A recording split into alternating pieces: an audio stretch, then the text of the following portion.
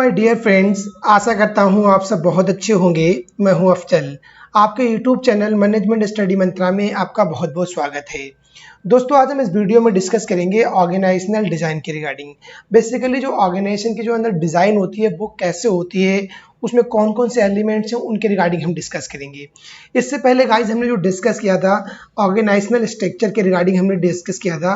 अगर अभी तक आपने उस वीडियो को नहीं देखा है ऑर्गेनाइजेशनल स्ट्रक्चर क्या होती है, तो आप जाइए राइट, और ऑर्गेनाइजेशनल प्लेलिस्ट के अंदर या इस वीडियो के मैं लास्ट में मेंशन कर दूंगा उसका लिंक, और आप ऑर्गेनाइजेशनल स्ट्रक्चर को समझिए। जब आपको ऑर्गेनाइजेशनल स्ट्रक्चर आपके एक बार क्लियर हो जाएगी, उसके बाद आप ऑर्गेनाइजेशनल डिज़ाइन को देखेंगे तो आपके दोनों कंसेप्ट आपके एकदम क्लियर हो जाएंगे, राइट। तो गाइज चलते हैं, सेशन को स्टार्ट करते हैं। इससे पहले अगर अभी तक आपने हमारे चैनल को सब्सक्राइब नहीं करा है तो सबसे पहले चैनल को सब्सक्राइब कर दीजिए, और साथ में जो बेल आइकन है उसको ऑन कर दीजिए, ताकि जो आने वाली वीडियोज़ का नोटिफिकेशन आपके पास पहुंचे। तो बेसिकली सबसे पहले देखते हैं कि जो ऑर्गेनाइजेशनल डिज़ाइन क्या है, राइट, उसके रिगार्डिंग डिस्कस करते हैं। जो ऑर्गेनाइजेशनल डिज़ाइन, जैसे ऑर्गेनाइजेशनल डिज़ाइन क्या है, अभी तक हमने ऑर्गेनाइजेशन स्ट्रक्चर को देखा था, जो पूरा ढांचा क्या था ऑर्गेनाइजेशन का। अब उस ढांचे को कैसे एक रनिंग ऑर्गेनाइजेशन में इन अ सिस्टमेटिक तरीके से डिज़ाइन करना है, राइट। उस डिज़ाइन को क्यों करना है कि ताकि जो हमारा ऑर्गेनाइजेशन के जो हमारे गोल्स हैं, राइट, जो हमारे ऑब्जेक्टिव्स हैं, वो ईजिली उनको अचीव कर सकें, राइट। अच्छे से डिसीजन मेकिंग जो है वो अच्छे से प्रॉपर उसे हम कर सकें, और जो रिपोर्टिंग है वो बहुत अच्छे से कर सकें। इसलिए प्रॉपर हमने एक ऑर्गेनाइजेशन डिज़ाइन करते हैं इन अ सिस्टमेटिक वे कि भाई ये डिपार्टमेंट यहाँ पे होगा, राइट, ये वाला जो पोर्शन है यहाँ पे होगा, रिसेप्शन यहाँ पे होगा, राइट, मार्केटिंग डिपार्टमेंट यहाँ पे होगा, HR डिपार्टमेंट यहाँ पे होगा, या ट्रेनिंग एंड डेवलपमेंट डिपार्टमेंट यहाँ पे होगा, या कॉन्फ्रेंस रूम यहाँ पे होगा, राइट, या इंटरव्यू रूम यहाँ पे होगा। तो प्रॉपर तरीके से हमने ना सिस्टमेटिक तरीके से प्रॉपर ऑर्गेनाइजेशन को हम डिज़ाइन कर देते हैं। तो जो कंप्लीट बेसिकली प्रोसेस होता है, इसको ही हम डिज़ाइन बोलते हैं। जैसे आप किसी भी ऑर्गेनाइजेशन के अंदर जाइए और वहाँ पे देखिए प्रॉपर सिस्टमेटिक तरीके से होता है कि पहले रिसेप्शन आएगा, राइट, फिर आपका जो कॉन्फ्रेंस रूम होगा जाते हो, फिर आपकी HR रूम होगा, आपका sales department, sales and marketing department हो, ऐसे डिफरेंट डिपार्टमेंट्स होंगे। और उसके अलावा आप इंटरव्यू दें तो आपका इंटरव्यू डिपार्टमेंट होगा, आपका GD सेशन वाला डिपार्टमेंट होगा, राइट, प्रॉपर रूम होगा। तो उन्होंने क्या करा, उन्होंने प्रॉपर एक सिस्टमेटिक तरीके से ऑर्गेनाइजेशन को डिज़ाइन किया है, ताकि बहुत टाइम कंज्यूम बचता है, और उसके अलावा बहुत ही इफिशिएंट हम डिसीजन ले पाते हैं, बहुत ही इफेक्टिवली वहाँ पे वर्क होता है, ताकि जो ऑर्गेनाइजेशन के गोल्स हैं उनको आराम से हम अचीव कर सकते हैं। तो आई थिंक आपको जो ये क्लियर हो गया होगा बेसिकली ऑर्गेनाइजेशन डिज़ाइन क्या होता है।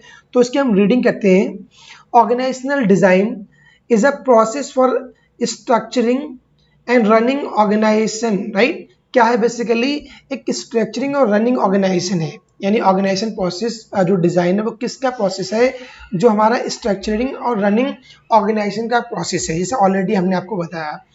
It takes a holistic approach, एक होलिस्टिक अप्रोच को लेके चलता है to the work done in the organization including team formation. इसमें टीम फॉर्मेशन इंक्लूड होती है, शिफ्ट पैटर्न्स होते हैं, रिपोर्टिंग होती है, राइट, और जो डिसीजन मेकिंग है वो होती है, communication methods and much more. यहाँ पे और अधिक मेथड्स इंक्लूड होते हैं, जैसे यहाँ पे डिसीजन मेकिंग भी होती है, कम्युनिकेशन भी होता है, जो फॉर्मेशन भी यहाँ पे गाइस इंक्लूड होता है। The purpose of organization design is to help in organization excel. इसका बेसिकली जो पर्पस होता है, एक ऑर्गेनाइजेशन को हेल्प करना है उसके ऑर्गेनाइजेशन एक्सेल के लिए, right, at what it does and help meet its goals, ताकि जो ऑर्गेनाइजेशन के गोल्स हैं उनको आराम से मीट कर सके, उनको मीट करने के लिए बहुत हेल्प करते हैं, ताकि जो गोल है उनको ईजिली अचीव कर सकें। That can means everything from a large scale organization to subtle shift in structure and systems. जो इसका मतलब क्या होता है कि जो लार्ज ऑर्गेनाइजेशन है, लार्ज स्केल ऑर्गेनाइजेशन है, उनकी स्ट्रक्चरिंग के लिए, उनके सिस्टम के लिए बहुत ज़्यादा हेल्पफुल होता है गाइस।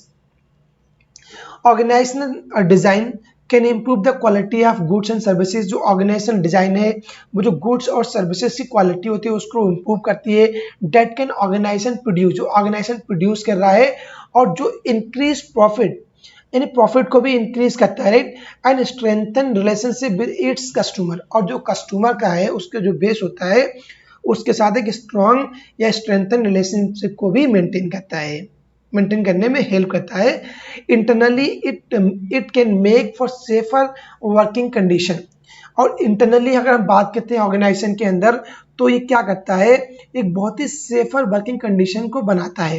ये हैप्पियर, एक बहुत ही एक अच्छा इन्वायरमेंट, हैप्पीनेस इन्वायरमेंट क्रिएट करता है। And more motivated work place, और जो वर्क प्लेस है उसको बहुत मोटिवेटेड करता है। And better prepare for the business for the future challenges, और जो बिजनेस को जितने भी उसके अंदर जो फ्यूचर चैलेंजेस आएंगे उनके लिए बहुत ही अच्छे तरीके से प्रिपेयर करता है गाइस। इसके बाद जो नेक्स्ट आता है की elements of organization structure. Basically इसके जो 6 की एलिमेंट होते हैं ऑर्गेनाइजेशन, सॉरी यहाँ पे ऑर्गेनाइजेशन स्ट्रक्चर नहीं आएगा, यहाँ पे जो आएगा ये ऑर्गेनाइजेशनल डिजाइन आएगा, राइट। यहाँ पे ऑर्गेनाइजेशनल डिजाइन आएगा। तो जो ऑर्गेनाइजेशनल डिजाइन के 6 की एलिमेंट्स होते हैं, उसमें पहला आता है वर्क स्पेशलाइजेशन, फिर डिपार्टमेंटलाइजेशन, चेन ऑफ कमांड जिसमें हमारी अथॉरिटी एंड रिस्पॉन्सिबिलिटीज आती हैं, फिर span of control, centralization and decentralization, and last one is formalization. जो 6 के एलिमेंट्स हैं इनके थ्रू ही एक ऑर्गेनाइजेशन की जो डिज़ाइन है, ऑर्गेनाइजेशन की डिज़ाइन होती है। बहुत इंपॉर्टेंट एलिमेंट्स हैं, तो इनको हम 1 बाय 1 डिस्कस करते हैं कि इनका कंसेप्ट क्या होता है। तो जो वर्क स्पेशलाइजेशन, नाम से क्लियर हो रहा है कि ऐसा वर्क जहाँ पे स्पेशलाइज तरीके से हमने डिवाइड कर दिया, तो work specialization. A work specialization describes to which overall task of the organization is broken down and divided into smaller component for the parts। कि बेसिकली वर्क स्पेशलाइजेशन क्या डिस्क्राइब करता है कि जो एक ओवरऑल टास्क है कंपनी के या फर्म के, उनको ऑर्गेनाइजेशन के अंदर डिवाइड कर देता है, उनको ब्रेकन कर देता है, उनको तोड़ देता है, divided in the into smaller components, but उनको अलग अलग छोटे छोटे कंपोनेंट्स में डिवाइड कर देता है और उनको ब्रेक डाउन कर देता है, ताकि वो अच्छे से उनका कंप्लीट हो सके। वो 1 person would paint a wall and another person fixes a door. जैसे एक इसका एग्जांपल है कि एक जो पर्सन है वो क्या करेगा, जो वो एक जो वॉल है उसको पेंट करेगा, जबकि जो अनदर पर्सन है वो करेगा वो फिक्सेस अ डोर, यानी वो डोर को पूरा लगाएगा, डोर को फिक्सिंग करेगा। दूसरा पर्सन है वो एक वॉल को पेंट कर रहा है, तो वहाँ पे क्या कर रहा है, वहाँ पे वर्क का स्पेशलाइजेशन दे दिया कि जो जितना बेटर कर सकता है। भाई किसी को बेटर पेंट करना आ रहा था वॉल का, तो उनको पेंट का वर्क दे दिया। अब किसी को जो डोर वगैरह है उनको अच्छे से करना आ रहा, तो उनको डोर का पर्सन जो वर्क था वो उनको दे दिया। So why breaking jobs up to into small task. इसके मतलब क्या होता है कि जो छोटे छोटे स्मॉल टास्क होते हैं तो जॉब्स को डिवाइड कर दिया जाता है। It could be performed over and over 10 seconds while using employee who had relatively limited skills। तो इसके क्या होता है, जो एम्प्लॉइज हैं उनकी जो स्किल्स के थ्रू उनको जो वर्क है वो प्रोवाइड कर दिया जाता है या वर्क को असाइन कर दिया जाता है। The main thought of this process is to entire job is not done by the individual. इसका बेसिकली जो मेन थॉट क्या होता है, मेन ऑब्जेक्टिव्स क्या होता है इस प्रोसेस का, कि जो इंटायर जॉब है, राइट, वो किसी एक पर्सन के द्वारा इंडिविजुअल नहीं होती है। तो क्योंकि यहाँ पे जॉब को अलग अलग तरीके से डिवाइड कर दिया जाता है, and it is broken down into steps. इसको स्टेप्स में ब्रोकन डाउन कर दिया था। डिफरेंट पर्सन कंप्लीट ईच, और जो डिफरेंट पर्सन है वो हर स्टेप पे कंप्लीट करते हैं, प्रत्येक स्टेप को कंप्लीट करते हैं। The work will be done efficiently. जो वर्क होता है बहुत ही इफिशिएंटली डन होता है एंड इफेक्टिवली डन होता है। क्योंकि यहाँ पे क्या है, जब वर्क को हम जो टास्क है उनको डिवाइड कर देते हैं, राइट, उनको हम ब्रोकन कर देते हैं, तो जो वर्क होता है बहुत ही इफिशिएंटली और इन इफेक्टिवली मैनर में डन होता है। इट सेव्स टाइम, ये टाइम को बचाता है, right, and also implies skills of the performing his job successfully increase through repetition. यहाँ पे क्या होता है, एक तो क्या होता है यहाँ पे टाइम सेविंग होती है। जब हम अपने जो टास्क है उसको डिवाइड कर देते हैं तो हमारी टाइम सेविंग हो जाती है, राइट। और जो एम्प्लॉय की स्किल्स हैं, हम जो वर्क है हमारा, हम उसके अकॉर्डिंग, जॉब के अकॉर्डिंग, टास्क के अकॉर्डिंग, वर्क के अकॉर्डिंग, जो एम्प्लॉय की स्किल्स हैं उनके अकॉर्डिंग उनको हम वर्क को असाइन कर देते हैं, ताकि क्या होता है वहाँ पे बहुत ही इफेक्टिवनेस आती है और इफिशिएंटली वे में जो वर्क होता है वो डन होता है। इसके बाद नेक्स्ट आता है गाइस डिपार्टमेंटलाइजेशन। डिपार्टमेंटलाइजेशन से क्लियर कि डिपार्टमेंट्स बना दिए हैं, राइट। पूरा डिपार्टमेंटलाइजेशन कर दिया कि किसी भी ऑर्गेनाइजेशन के अंदर हमने अलग अलग डिपार्टमेंट्स बना दिए। हमने मार्केटिंग डिपार्टमेंट बना दिया, राइट। हमने अलग अलग डिपार्टमेंट्स बना दिए हैं। तो क्या होता है basically, once job has been specified, जब एक बार जो जॉब है वो स्पेसिफाइड हो जाती है थ्रू वर्क स्पेशलाइजेशन। किसके थ्रू? जो वर्क स्पेशलाइजेशन प्रोसेस के थ्रू, जो हमने ऑलरेडी डिस्कस किया है। Now they will we group in the common task. जब उनको उसके बाद हम उनको एक ग्रुप बना देते हैं कॉमन टास्क का। हमने एक ग्रुप बना दिया जिसमें कॉमन टास्क है, उनका एक प्रॉपर ग्रुप बना दिया। There will be form departments, हम डिपार्टमेंट्स को फॉर्म करते हैं विद कॉमन एक्टिविटी, जिसमें कॉमन एक्टिविटीज होती है for effective coordination of effort. जहाँ पे क्या होता है, जो एफर्ट्स का बहुत ही इफेक्टिव कोऑर्डिनेशन होता है, राइट। बहुत ही अच्छे तरीके से जितने भी एफर्ट्स होते हैं उनका प्रॉपर हम सिस्टमेटिक तरीके से, इफेक्टिव तरीके से कोऑर्डिनेशन बना देते हैं। There are basically 5 common forms of departmentalization. कितने प्रकार होते हैं इनके कॉमन? टोटल 5 प्रकार के जो कॉमन फॉर्म्स होते हैं डिपार्टमेंटलाइजेशन के। कौन कौन से होते हैं उनको हम डिस्कस करते हैं गाइस।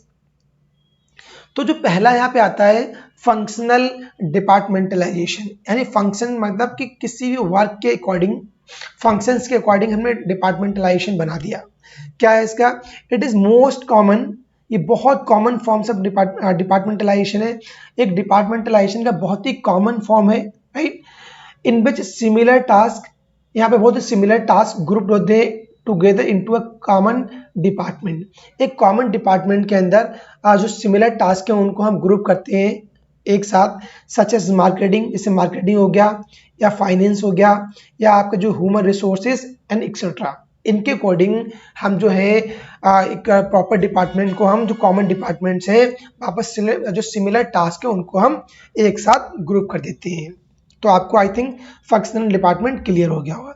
इसके बाद गाइस आता है यहाँ पर प्रोडक्ट डिपार्टमेंटलाइजेशन। यानी प्रोडक्ट डिपार्टमेंटलाइजेशन क्या होता है, हमने प्रोडक्ट के अकॉर्डिंग हमने पूरे डिपार्टमेंट्स अलग अलग बना दिए हैं, तो वो हमारा प्रोडक्ट डिपार्टमेंटलाइजेशन कहलाता है। इससे क्या होता है यहाँ पे, it is a group on the basis of product line. ये क्या होता है बेसिकली, जो एक ऑर्गेनाइजेशन के अंदर जो प्रोडक्ट लाइन होती है उसके बिहाफ पे हम ग्रुप बना देते हैं। जैसे मतलब प्रोडक्ट लाइन 1 है, प्रोडक्ट लाइन 2 है, या प्रोडक्ट लाइन 3 है, तो इसके अकॉर्डिंग हमने ऑर्गेनाइजेशन के अंदर ग्रुप बना दिए। Each manager will be the responsible for the area. और जो एक हर एक मैनेजर जो होता है वो रिस्पॉन्सिबल होता है एक एरिया, अपने एरिया के लिए विद इन द ऑर्गेनाइजेशन। एक ऑर्गेनाइजेशन के लिए रिस्पॉन्सिबल होता है डिपेंडिंग ऑन हिज और स्पेशलाइजेशन, अपने स्पेशलाइजेशन के अकॉर्डिंग, राइट। अपने स्पेशलाइजेशन के जो डिपेंडिंग होता है एक ऑर्गेनाइजेशन के अंदर, वो रिस्पॉन्सिबल होता है अपने एरिया को मैनेज करने पे, हर एक मैनेजर यहाँ पे। तो हमने जो प्रोडक्ट का जो डिपार्टमेंटाइजेशन कैसे किया था, हमने प्रोडक्ट लाइन के बिहाफ पे, उनके बेसिस पे हमने इन पर ग्रुप बना दिया, हमने प्रॉपर प्रोडक्ट का डिपार्टमेंटलाइजेशन कर दिया गाइस। इसके बाद गाइस हमारा यहाँ पे आता है नेक्स्ट जियोग्राफिकल डिपार्टमेंटलाइजेशन। जियोग्राफिकल माने हमने एक रीजन वाइज एक हमने डिपार्टमेंट्स क्रिएट कर दिया कि भाई हमारा नॉर्थर्न रीजन हो गया, राइट, ये हमारा साउथर्न रीजन हो गया, राइट, ये हमारा ईस्टर्न रीजन हो गया। हमने ऐसे रीजन वाइज डिपार्टमेंट्स बना दिए, राइट। तो यहाँ पे क्या, big department, big organization find beneficial in organizing this form of departmentalization. जो बहुत बड़े ऑर्गेनाइजेशन होते हैं वो क्या करते हैं, इस जो डिपार्टमेंटलाइजेशन की फॉर्म होती है उसको ऑर्गेनाइजेशन के लिए बेनिफिशियल होती है। सो डेट ऑल एक्टिविटीज, ताकि जो और सारी जितनी भी एक्टिविटीज परफॉर्म होती है ना रीजन, एक रीजन के अंदर और आर मैनेज टुगेदर, ताकि जितनी भी जो हमारी एक्टिविटीज है परफॉर्म हो रही है पर्टिकुलर रीजन के अंदर, वो अच्छे से पूरा मैनेज हो सके। This form section by the different region. इसके बाद क्या जाता है हमारा मैट्रिक्स डिपार्टमेंटलाइजेशन। मैट्रिक्स मीन्स हमने कोई कॉम्बिनेशन कर दिया, एक 2 और मोर जो फॉर्म्स है उनको हमने एक साथ ज्वाइन कर दिया, तो हमारी प्रॉपर मैट्रिक्स बन गई। तो जो मैट्रिक्स के बिहाफ पे हम जो डिपार्टमेंटलाइजेशन करते हैं किसी ऑर्गेनाइजेशन के अंदर, तो वो हमारी मैट्रिक्स डिपार्टमेंटलाइजेशन कहलाती है। इसको हम देखते हैं basically, it is a structure, एक स्ट्रक्चर है, एक ढांचा है, वेयर 2 और मोर फॉर्म्स ऑफ डिपार्टमेंटलाइजेशन। यहाँ पे क्या है, 2 या 2 से अधिक डिपार्टमेंटलाइजेशन आर यूज टुगेदर, एक साथ हम यूज करते हैं। Most common form combine functional and the product, यानी यहाँ पर जो दो डिपार्टमेंट्स है फंक्शनल और प्रोडक्ट डिपार्टमेंट को हम कंबाइन करते हैं। इन विच एम्प्लॉय रिपोर्ट टू बॉसेस, इसमें क्या होता है जो एम्प्लॉय होता है उसके टू बॉसेस होते हैं। एम्प्लॉइज हैविंग टू बॉसेस, एक जो एम्प्लॉय होता है वो दो बॉस को रिपोर्ट करता है, एक फंक्शन को भी रिपोर्ट करता है और जो प्रोडक्ट ऑर्गेनाइजेशन के बॉस है उनको भी रिपोर्ट करता है, क्योंकि यहाँ पे क्या होता है एक एम्प्लॉय के टू बॉसेस होते हैं। Example functional as well as product, इसे हमने ऑलरेडी बताया, एक जो एम्प्लॉय है उसके टू बॉसेस हैं, तो फंक्शनल डिपार्टमेंट को भी रिपोर्ट कर रहा है और वो जो प्रोडक्ट डिपार्टमेंट है उसको भी रिपोर्ट कर रहा है। तो अगर वो आपसे क्वेश्चन पूछते हैं कि कौन सी ऐसा डिपार्टमेंटलाइजेशन है, राइट, ऑर्गेनाइजेशन डिजाइन के अंदर जहाँ पे एक एम्प्लॉय के टू बॉसेस होते हैं और आपको ऑप्शन दे देंगे कि जियोग्राफिकल डिपार्टमेंटलाइजेशन, मैट्रिक्स डिपार्टमेंटलाइजेशन, या आपका फंक्शनल डिपार्टमेंटलाइजेशन या प्रोडक्ट डिपार्टमेंटलाइजेशन, तो आपको एकदम क्लियर होना चाहिए एक जो मैट्रिक्स डिपार्टमेंट होता है गाइस वहाँ पे एम्प्लॉय के टू बॉसेस होते हैं। तो आई थिंक आपका ये क्लियर हो गया होगा। इसके बाद नेक्स्ट हमारा आता है कस्टमर डिपार्टमेंटलाइजेशन, यानी जो कस्टमर की नीड्स हैं, राइट, उसके अकॉर्डिंग हमने डिपार्टमेंट्स बना दिए, हमने प्रॉपर डिपार्टमेंटलाइजेशन कर दिया, राइट। इसको देखते हैं। This form of departmentalization groups organization activity according to customer, यानी जो कस्टमर के अकॉर्डिंग जितनी भी जो ऑर्गेनाइजेशन की एक्टिविटीज हैं उनको हम डिपार्टमेंटलाइज करते हैं। In organization find its beneficial to organize according to the types of customer. यहाँ पे बेसिकली क्या होता है जितने भी जो डिफरेंट टाइप्स ऑफ कस्टमर हैं उनके अकॉर्डिंग हम जो एक प्रॉपर तरीके से हमने ऑर्गेनाइजेशन के अंदर डिपार्टमेंटलाइजेशन कर दिया ताकि ऑर्गेनाइजेशन के लिए बहुत ही ज़्यादा बेनिफिशियल हो और उसके जो कस्टमर है वो ज़्यादा सेटिस्फाइड हो, राइट। उसके लिए हमने कस्टमर डिपार्टमेंटलाइजेशन कर दिया।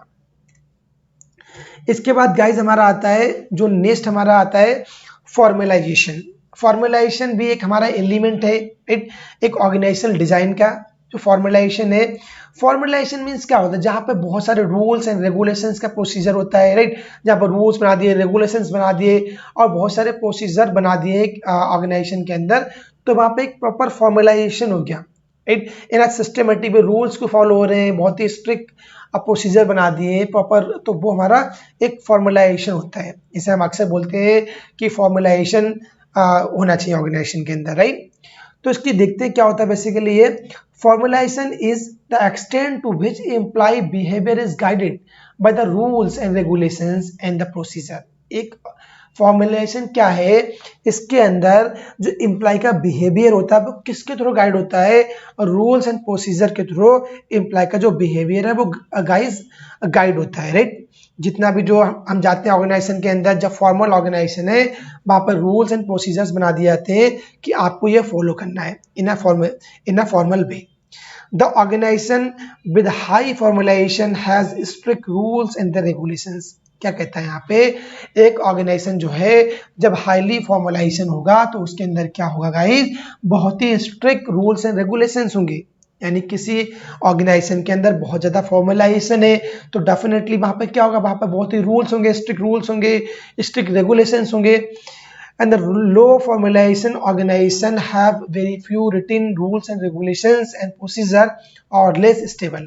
और जहाँ पर जो फॉर्मल ऑर्गेनाइजेशन है, लो फॉर्मल ऑर्गेनाइजेशन, वहाँ पे क्या होगा, कुछ ही रिटन रूल्स होंगे और प्रोसीजर होंगे, उनको ही हम फॉलो करेंगे। इट मीन से लो फॉर्मल ऑर्गेनाइजेशन है ये। इसके बाद गाइस हमारा जो नेक्स्ट आता है सेंट्रलाइजेशन वर्सेस डिसेंट्रलाइजेशन।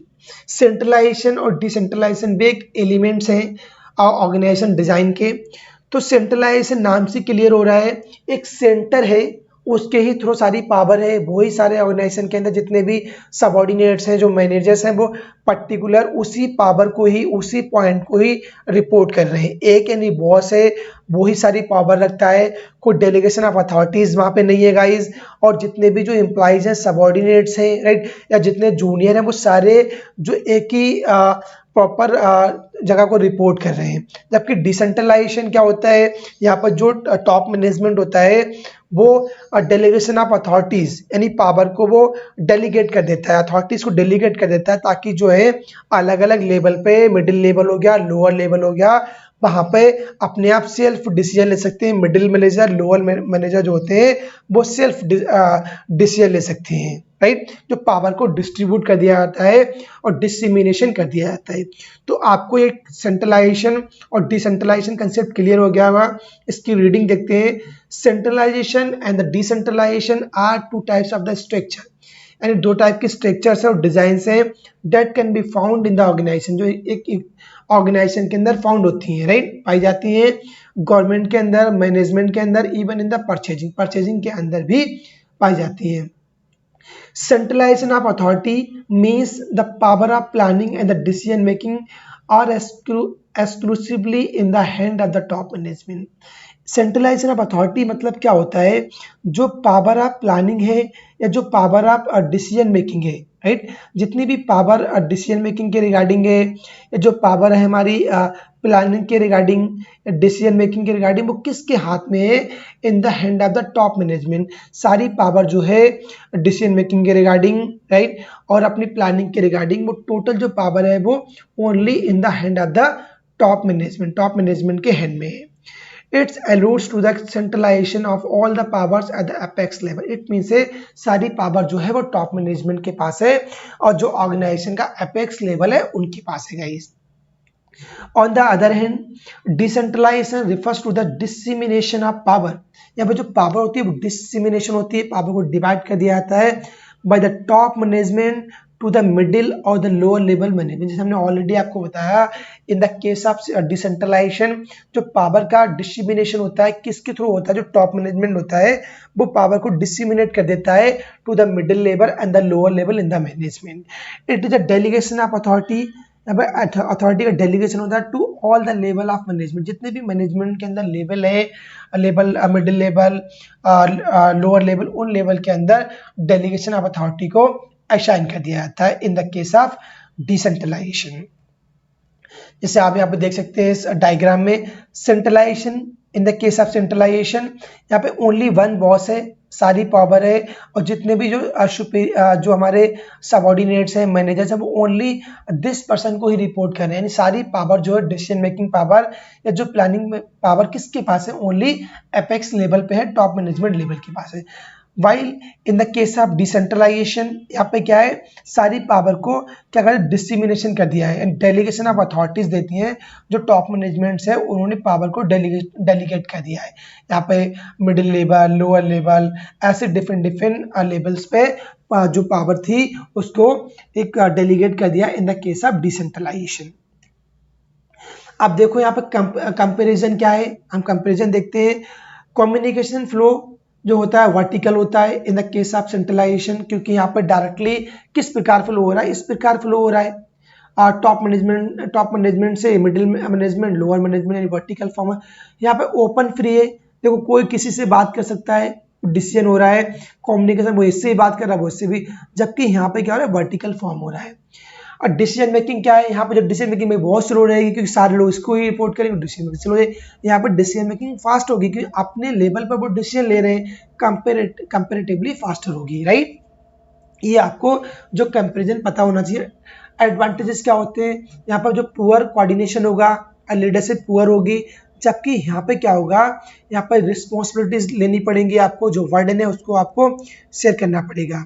तो यहाँ पे क्या प्रॉपर जो कोऑर्डिनेशन यहाँ पे होता है एंड लीडरशिप, बट यहाँ पे क्या होता है, जो वर्डन वगैरह होता है उसको शेयर हो जाता है, आपकी रिस्पॉन्सिबिलिटीज को शेयर कर दिया जाता है। Power of decision making lie with the top management, यहाँ पे सारी जो पावर होती है सेंट्रलाइजेशन में, वो सारी पावर टॉप मैनेजमेंट के हाथ में होती है। यहाँ पे जो पावर होती है वो डिफरेंट पावर को डिस्ट्रीब्यूट कर दिया जाता है, पावर को डेलीगेट कर दिया जाता है। Reason inadequate control over the organization, यहाँ पर considerable control of the organization होता है। बेस्ट सूटेड फॉर द जो स्मॉल साइज ऑर्गेनाइजेशन है, वहाँ पर सेंट्रलाइज जो फॉर्म ऑफ ऑर्गेनाइजेशन होता है वो ज़्यादा बेटर रहता है। बाइल जो डिसेंट्रलाइज होता है, जहाँ पर जो बहुत large organization, large size organization, जहाँ पर बहुत बड़े ऑर्गेनाइजेशन, वहाँ पे क्या चलता है, वहाँ पे हमारा डिसेंट्रलाइजेशन पावर का ही ज़्यादा यूज करते हैं। जो हमारा इसमें नेक्स्ट आता है गाइज, वो अथॉरिटी एंड द रिस्पॉन्सिबिलिटी आता है। These are two sides of same coin, जैसे कोई एक कॉइन होता है, उसके क्या होती है, टू साइड्स होती हैं सेम कॉइन की। The term authority stands for the power and the rights assign to the individual to make a decision. यानी अथॉरिटी बेसिकली क्या होती है, किसी भी एम्प्लॉय को एक पावर को डेलीगेट कर देना या उसको जो राइट्स हैं उनको वो असाइन कर देना to make a proper decision, right. एक पावर को दे देना ताकि वो जो डिसीजंस हैं, एक अथॉरिटी दे दी है ताकि वो प्रॉपर डिसीजन ले सके एक ऑर्गेनाइजेशन के अंदर एम्प्लॉइज। जबकि वेयर एज द रिस्पॉन्सिबिलिटीज क्या है guys, is the duty to maintain and manage assigned authority. यानी एक रिस्पॉन्सिबिलिटी क्या है, एक रिस्पॉन्सिबिलिटी ड्यूटी है टू मेंटेन करना है और मैनेज करना है द असाइंड अथॉरिटी। जो एक असाइन आपको अथॉरिटी असाइंड हुई है उसको आपको जो मैनेज करना है, मेंटेन करने के लिए ड्यूटी है। तो आपको ये पता लग गया हो बेसिकली कि अथॉरिटीज अंदर रिस्पॉन्सिबिलिटीज क्या होती हैं। आप इस डायग्राम में भी देख सकते हो, ये अथॉरिटी आ रही है, एक आपको डेलीगेशन ऑफ पावर दे दिया गया, आपको राइट्स दे दिए गए हैं कि आप अपने सेल्फ पे आप डिसीजंस ले सकते हो एक ऑर्गेनाइजेशन के अंदर। जबकि जो रिस्पॉन्सिबिलिटीज क्या है, देखो एक इंडिविजुअल है यहाँ पे, उसको एक पावर, उसको जो ड्यूटी दे दी गई कि भाई आपकी ऑब्लिगेशन है कि आपको ये ड्यूटी आपको करनी है, आपको मेंटेन करनी है, आपको मैनेज करनी है, जितनी भी आपकी जो असाइंड अथॉरिटीज हैं, जो ऑब्लिगेशंस हैं, उनको आपको फॉलो करना है in the case of responsibilities. उसके बाद इनका कंपैरिजन देखते हैं, जो बेसिकली कंपैरिजन क्या होता है अथॉरिटी का अंदर रिस्पॉन्सिबिलिटीज का। तो सबसे पहले मीनिंग हमने ऑलरेडी डिस्कस किया, उसको एक बार देख लेते हैं। Authority refers to the power right attach to the particular job. An authority क्या होती है, जो पावर को रेफर करती है, राइट्स को रेफर करती है एक पर्टिकुलर जॉब के लिए या डेजिग्नेशन के लिए। टू गिव, इसमें ऑर्डर्स दिए जाते हैं। इन्फोर्स रूल्स, आप जो रूल्स हैं उनको आप इन्फोर्स कर सकते हो। मेक डिसीजंस, आप डिसीजन लेते हो। एंड इजेक्ट कंप्लाइंसेस, और जो कंप्लाइंसेस हैं उनको भी आप रिमूव कर सकते हो। While in the case of responsibilities, responsibility denotes duty या ऑब्लिगेशन टू अंडरटेक या अकम्प्लिश अ टास्क सक्सेसफुली। यानी आपकी रिस्पॉन्सिबिलिटी है कि आपको ड्यूटी दे दी गई है, आपको ऑब्लिगेशन दे दिया है कि आपको अंडरटेक करने के लिए, या जो आपका टास्क है उसको सक्सेसफुली आप कैसे अकम्प्लिश करते हो, उसके लिए आपको एक रिस्पॉन्सिबिलिटी आपकी है कि आपको ये पर्टिकुलर टास्क है, आपको विद इन अ टाइम आपको सक्सेसफुली अकम्प्लिश करना है, right. In the case of responsibility जो आपको कौन देता है, आपको सुपीरियर के through. Establish to own commitment और सर्कमस्टेंसेस। व्हाट इज दिस, एक अनदर कंपैरिजन इसका है। Legal rights to issue order, इसमें जो अपने जो ऑर्डर्स हैं इशू करते हैं। और इन द केस ऑफ रिस्पॉन्सिबिलिटीज क्या होती है, जो कोरोलरी ऑफ अथॉरिटीज, यहाँ पर जो अथॉरिटीज का कोरोलरी होती है। Results from formal position in an organisation, superior subordinates relationship. जबकि जो रिस्पॉन्सिबिलिटी होती है वहाँ पे क्या होता है, रिजल्ट आता है, वहाँ पर जो सुपीरियर सबऑर्डिनेट का जो रिलेशनशिप होता है उसके थ्रू ही रिजल्ट आता है। टास्क ऑफ मैनेजर, एक मैनेजर के क्या टास्क होते हैं, इसमें डेलीगेशन ऑफ अथॉरिटी होती है। और रिस्पॉन्सिबिलिटीज में क्या होता है, एजम्पशन ऑफ द रिस्पॉन्सिबिलिटीज। एक जो मैनेजर का टास्क होता है उसके लिए अथॉरिटी ऑफ डेलीगेशन दे दिया था इन द केस ऑफ अथॉरिटी। जबकि जो रिस्पॉन्सिबिलिटी गाइस है उसमें एजम्पशंस होते हैं रिस्पॉन्सिबिलिटीज के, वो दे दिया था मैनेजर को। रिक्वायर्स क्या होते हैं, रिक्वायर क्या होते हैं, एबिलिटी टू गिव ऑर्डर, जो ऑर्डर्स दिए जाते हैं कब दिए जाते हैं, जो अथॉरिटी केस में एबिलिटी टू फॉलो ऑर्डर्स। और जो हम ऑर्डर कहाँ फॉलो करते हैं उसकी जो एबिलिटी होती है वो इन द केस ऑफ रिस्पॉन्सिबिलिटीज में हम हमेशा ऑर्डर को फॉलो करते हैं। जो फ्लो क्या होता है, इन्फॉर्मेशन का फ्लो क्या होता है, जो अथॉरिटी होती है जो उसका हमेशा जो फ्लो होता है इन्फॉर्मेशन का वो हमेशा डाउनवर्ड होता है। डाउनवर्ड इन द सेंस क्यों होता है कि जो आपका सुपीरियर है वो आपको अथॉरिटी देगा, डेलीगेशन ऑफ अथॉरिटी देगा। तो इट मीन से क्या हो रहा है, यहाँ पे जो एक वर्टिकल फॉर्म ऑफ कम्युनिकेशन हो रहा है और एक डाउनवर्ड कम्युनिकेशन जा रहा है। जो फ्लो ऑफ कम्युनिकेशन है, फ्लो ऑफ इंफॉर्मेशन है, वो कैसा है, वो डाउनवर्ड है in the case of authority. While in the case of responsibility में क्या हो रहा है, जो फ्लो ऑफ इंफॉर्मेशन है वो अपवर्ड है। अपवर्ड क्यों है, क्योंकि जो सुपीरियर है वो अपने बॉस को इंफॉर्मेशन दे रहा है, राइट, कि मेरी ये रिस्पॉन्सिबिलिटी थी, मैंने इस रिस्पॉन्सिबिलिटीज को कंप्लीट कर दिया है पर्टिकुलर टास्क के लिए। तो उसने किसको रिपोर्ट करा, उसने अपने बॉस को, अपने सुपीरियर को रिपोर्ट करा। तो यहाँ पर जो फ्लो ऑफ इंफॉर्मेशन कैसा हुआ, अपवर्ड हुआ, क्योंकि जो ऊपर जा रहा है अपवर्ड जा रहा है। ऑब्जेक्टिव्स बेसिकली क्या होते हैं, to make decisions and implemented it. इसमें जो ऑब्जेक्टिव होता है कि आपको डिसीजंस लेने हैं और उन डिसीजंस को आपको इम्प्लीमेंट करना है विद इन ऑर्गेनाइजेशन। जबकि यहाँ पे क्या होता है, रिस्पॉन्सिबिलिटी में यहाँ पर जो आपकी ड्यूटीज है उनको आपको प्रॉपर करना है, आपको उनका एग्जीक्यूशन करना है। और असाइन बाय द सुपीरियर, जो आपके सुपीरियर के द्वारा आपको जो ड्यूटीज दी गई हैं उनका आपको प्रॉपर एग्जीक्यूशन करना है, राइट। तो आपको इनका बेसिक कंपैरिजन आपको क्लियर हो गया होगा कि अथॉरिटीज एंड द रिस्पॉन्सिबिलिटीज के बीच बेसिक कंपैरिजन क्या होता है। अब जो हमारा लास्ट एलिमेंट्स आता है ऑर्गेनाइजेशनल डिजाइन का, वो बेसिकली हमारा स्पेन ऑफ कंट्रोल है। ये बहुत इंपॉर्टेंट कंसेप्ट है मैनेजमेंट के अंदर, स्पेन ऑफ कंट्रोल। तो स्पेन ऑफ कंट्रोल बेसिकली क्या होता है? एक स्पेन ऑफ कंट्रोल होता है जब जो सुपीरियर है, राइट, उसके अंदर कितने सबऑर्डिनेट्स डायरेक्टली रिपोर्ट्स कर रहे हैं, या आप कह सकते हो कि सुपीरियर जो है वो कितने सबऑर्डिनेट्स को कंट्रोल कर रहा है, अपने अंदर कितने सबऑर्डिनेट्स हैं। This is known as span of control, right. तो स्पेन ऑफ कंट्रोल को हम एक अनदर नाम से जानते हैं जिसको हम बोलते हैं मैनेजमेंट रेशियो। तो गाइस आप एग्जामिनेशन में कंफ्यूज मत होना कि मैनेजमेंट रेशियो क्या है और स्पेन ऑफ कंट्रोल क्या है। तो दोनों ही सेम वर्ड है, right. Span of control also known as management ratio. The concept of span of control, जो स्पेन ऑफ कंट्रोल का कंसेप्ट है, सबसे पहले किसने दिया था? ये यूनाइटेड किंगडम में दिया गया था इन 1922 में दिया गया था बाय सर इयान हैमिल्टन। जो सर इयान हैमिल्टन है, इनके द्वारा इस कंसेप्ट को डेवलप करा गया था और 1922 में कराया गया था इन द यूके, यानी यूनाइटेड किंगडम में इसको डेवलप करा गया था। फर्स्ट कंसेप्ट दिया गया था सर इयान हैमिल्टन के थ्रू। आप इसका जो डायग्राम है उसको भी आप देख सकते हैं। अब बेसिकली जो स्पेन ऑफ कंट्रोल होता है, ये to types of span of control होता है। पहला जो होता है wide Spain of control and second one जो होता है नैरो स्पेन ऑफ कंट्रोल। तो wide of span of control क्या होता है? नाम से लग रहा है कि वाइड कोई बड़ा सा होगा, राइट। तो इसका जो क्या होता है, एक बॉस के अंदर, एक सीईओ के अंदर, एक या सुपीरियर के अंदर, राइट, जो नंबर ऑफ सबऑर्डिनेट्स हैं वो ज़्यादा रिपोर्ट कर रहे हैं, ज़्यादा सुपीरियर कंट्रोल करना नंबर ऑफ सबऑर्डिनेट्स को, तो वो वहाँ पे क्या होता है, वो हमारा वाइड स्पेन ऑफ कंट्रोल होता है। जबकि जो नैरो स्पेन ऑफ कंट्रोल्स क्या होता है कि नाम से आपको क्लियर हो रहा है कि नैरो यानी छोटा, राइट। तो यहाँ पे क्या होता है, जो सुपीरियर है वो less subordinates, number of subordinates को कंट्रोल करता है। इट मीन्स जो नंबर ऑफ सबऑर्डिनेट्स है वो बहुत कम है, जो डायरेक्टली रिपोर्ट कर रहे हैं टू द सुपीरियर, राइट। तो ये जो हमारा होता है basically narrow Spain of control हम इसे बोलते हैं। तो आई थिंक गाइज आपको ये पूरा जो सेशन था आपको अच्छा लगा होगा और जितने भी आपके जो कंसेप्ट थे वो आपके सारे क्लियर हो गए होंगे। इसके अलावा कोई आपका डाउट्स है, कुछ क्वेरी है, तो आप हमारा टेलीग्राम लिंक है उसको आप ज्वाइन कर सकते हैं, राइट। आप डिस्क्रिप्शन बॉक्स में जाइए, वहाँ पर टेलीग्राम लिंक मेंशन है, आप ज्वाइन कर सकते हैं। अगर कोई आपकी अनदर कोई क्वेरी है, कोई डाउट है, तो कमेंट बॉक्स में मैसेज भी कर सकते हैं। तो गाइज अगर आपको ये वीडियो अच्छी लगी हो तो वीडियो को लाइक करना और अपने दोस्तों के भी शेयर करना। तो गाइज चलते हैं, मिलते हैं नेक्स्ट वीडियो में। Thank you, have a nice day, thank you.